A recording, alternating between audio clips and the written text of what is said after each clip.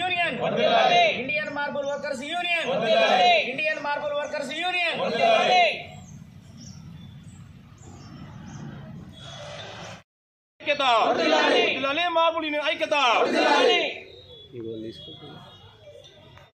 సరికి మనం చేసే పనికి మనకు వచ్చే కూలికి సరిపోవటం లేదు. దాని గురించి కూడా ఒక దృష్టిలో పెట్టుకొని గృహ యజమానులు ప్రతి ఒక్కరూ మాకు రేట్ల దాంట్లో కూడా చూసి రేట్లు పెంచే విషయంలో కూడా ఆలోచించి మాకు సహకరించాలని చెప్తున్నాం. Indian marble workers union. కూడా పరిధిలో మార్బుల్స్, గ్రానైట్, టైల్ వర్క్స్ చేసేటువంటి మేస్త్రీలమంతా కూడా డిసెంబర్ 20 తారీఖు నుంచి జనవరి 1వ తారీఖు వరకు అన్ని రకాల పనులకు మేము బంద్ పెట్టుకోవడం జరుగుతున్నది. ముఖ్య ఉద్దేశం ఏమిటంటే, ఈ బంద్ యొక్క ముఖ్య ఉద్దేశము లోకల్లో పనిచేస్తున్నటువంటి ప్రతి పని వర్కర్కి సంబంధించి నిరుద్యోగ సమస్య ఒకటి ఉన్నది. దానికి మించి ఇతర రాష్ట్రాల నుంచి వలస వచ్చినటువంటి వర్కర్లు పనులు కాంట్రాక్ట్ వర్కర్ల దగ్గర, గుత్తేదారు దగ్గరలా చేయడం వల్ల మాకు లోకల్లో ఉన్నటువంటి పనులకు వృత్తి కరువు అయిపోయినది.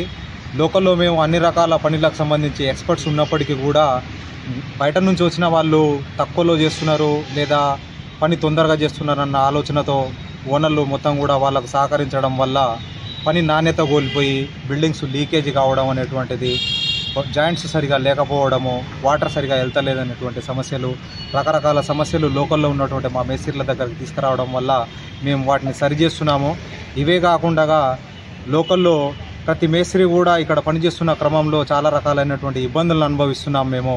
కారణాలు ఉద్దేశానికి వస్తే, లోకల్ ఇంత పని చేసినప్పటికీ మాకు జీవనోపాధిలో సాయంత్రానికి మేము సంపాదిస్తున్నటువంటి 1000 రూపాయలు ఖర్చుల నిమిత్తం కూడా సరిపోవట్లేవు.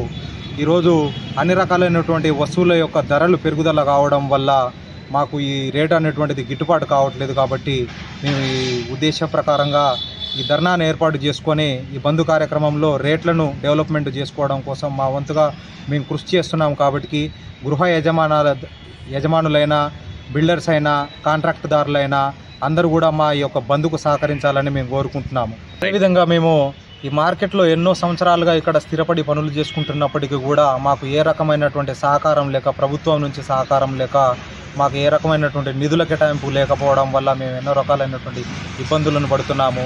వలస జీవులుగా వచ్చి ఈ మార్కెట్లో మిర్యాలగూడ డివిజన్ పరిధిలో, నియోజకవర్గ పరిధిలో మేము ఎంతోమంది కిరాయిళ్లలో ఉంటూ జీవనోపాధిని గడుస్తూ ఈ రకమైనటువంటి మార్బుల్ పనిలో, గ్రానైట్ పనిలో మేము జీవించడం జరుగుతున్నది.